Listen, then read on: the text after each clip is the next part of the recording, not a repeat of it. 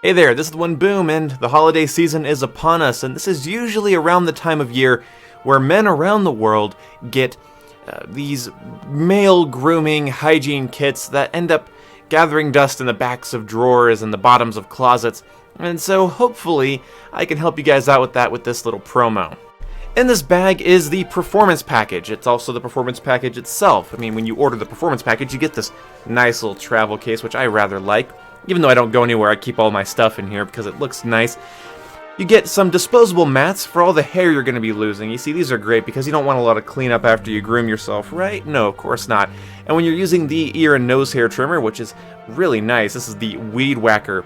I honestly love this thing. I don't think I've ever used an ear and nose hair trimmer as good as this, so I really recommend it. Then you have the Lawnmower 3.0 waterproof below-the-waist groomer. This thing's pretty sick, actually. It's got a flashlight. It is skin safe, and you won't nick yourself with it. It has a convenient charger. Very quality product. And then you get things like their Crop Preserver, which is it's ball deodorant, essentially. And you also get their Crop Reviver, which is a ball toner. This is something you would use if you were heading out the door and wanted to freshen up really fast. Everything in this kit is fantastic, including the boxers that you get with it, which are very soft and very flexible. The problem is that I used them yesterday. I was wearing them yesterday, and then I didn't do laundry, so I don't have them to show you guys right now. Yeah. Either way, I look like somebody who streams too much Call of Duty and makes gaming videos, but I don't have to smell like one, and I definitely don't have to act like one, and that's where Manscaped comes in. And if you want to buy Manscaped, that's where my promo code comes in. That's code 1BOOM for 20% off plus free shipping if you apply that at checkout. So yeah, code 1BOOM, 20% off, free shipping. This makes an amazing holiday gift. It really does. For any guy in your life, whether it's your... Well, I don't know if you should buy this for your dad. That might be a little awkward. I mean, you want to be like, oh, hey, Dad, Merry Christmas. How's some ball deodorant? Maybe your husband, maybe your boyfriend, maybe your buddy as a bit of a gag gift, but it's a gag gift that isn't a gag gift, because you're going to be like, here's some ball deodorant as a joke, and then they're going to be like, well, I guess I'll try it out. And then they're hooked for life, and they keep coming back, and they keep using my promo code, supporting my channel and a great product. This is the sort of utopia I'm trying to create this holiday season, so don't make that difficult. Anyway, thank you so much to Manscaped for sponsoring this video, and I hope you guys check out the link in the description below and use promo code 1BOOM at checkout. I'm really not great at these yet, but you know, we're getting better. Let's complain about Call of Duty.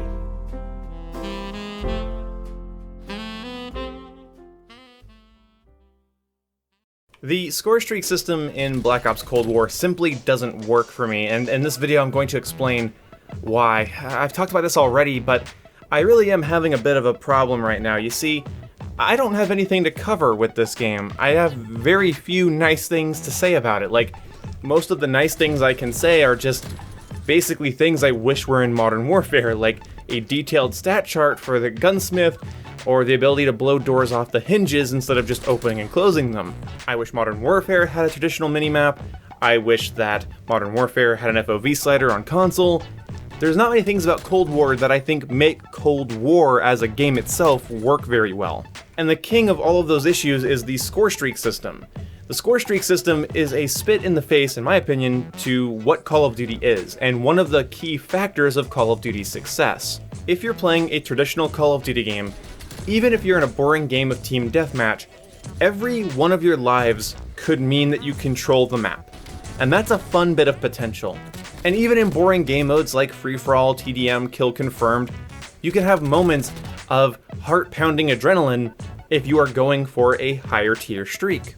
Yeah, you could also camp in the back of the map for it, but even when I would camp in the back of maps for kill streaks back in the day, I would still get kind of clammy when I got around the 1 to 2 kills remaining mark, because that's around the time that people start to catch Ys and throw, well, everything at you. I mean, if they're capable of adapting, that is, but that's not always the case, and sometimes you get an easy streak because they refuse to throw a flashbang at you. It's convenient. But I digress. Essentially, there was a bit of adrenaline-pounding fun in even the most mundane moments of Call of Duty because of the kill streak system. And even though Call of Duty's gunplay has always been sort of easy to learn, hard to master, there is still something about it that's very satisfying when you know that the progress you're making towards your next streak will reset upon death. Some people had problems with this system, and therefore point streaks were invented, specialist streaks were invented, and so were support streaks. Some people didn't like the idea that they could destroy the map every life, but they didn't feel good enough to do it. So instead, what if you could just earn perks to make your gunplay better, or have streaks that don't reset when you die but don't really get that many kills, or any at all? What if you just wanted to loop UAV and counter UAV? That's a thing, you can do that. And Scorestreaks basically said, hey, you're actually playing the objective. Have a big pat on the back for doing so. So the streak system's never exactly been perfect. I don't think that Modern Warfare 2 is the pinnacle of FPS games when somebody could go Harrier strike, chopper gun, or nuke. You know, I just don't think that's very fun for anybody. So I'm not saying every past system has been better. Like, for instance, even in Modern Warfare, I feel like they should have done point streaks or score streaks to encourage movement around the map, and they didn't, and I think the game suffered for it. But I noticed today that my Black Ops Cold War KD is far lower than any other KD I've had since Black Ops 2. One of the main factors that isn't me just being bad is really just the fact that I don't feel motivated to stay alive or to work hard towards my streak. You know, even when I'm 1 kill away from my artillery strike or napalm strike, I don't really care. I figure if I die, I'm still gonna get it within the next couple of games. You know, I'm not terrible at Call of Duty. If I go on a 5 kill streak and die short of the streak that I want, I'm pretty sure I can go on a 4 kill streak later in the game and collect my reward. Then you have things like Cold War's cooldown system on the streaks, which I think is inherently flawed. Like, why are you giving my streak a cooldown? If I'm capable of earning it, I should be able to earn it.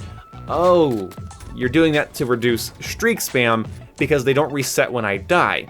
So it's something that limits my ability to gain streaks as a band-aid fix to a system that doesn't need to exist in the first place because it spits in the face of what Call of Duty was always good at. I mean, support streaks were in Call of Duty games so that players that don't go on long streaks very often or can't get that many kills in a row because they're not very good or very confident at that, support streaks were there for them. Turning everything into a support streak and then cranking up the point values and then adding a cooldown, you're muddying the waters as to what it really takes to get a streak. You're fixing a problem that didn't exist by creating a new one that I find to be very frustrating. My adrenaline does not kick up when I'm playing Cold War. When I'm on the flags and I'm capturing them and I'm trying to push objectives and I'm trying to get score and I'm killing people off of a hard point or whatever, I don't have that bit of adrenaline. It's mundane. It's not just the lack of content that's boring me here, or just the lack of anything new or interesting to look at in general. It's also just that there's never that adrenaline pumping feeling that I'm used to, that I like. I feel like the only reason Black Ops 4 had traditional score streaks was because they also knew that you could get a war machine or a cluster grenade if you played as battery, and that could get you bunches of kills, couldn't you? Oh, it's so stupid.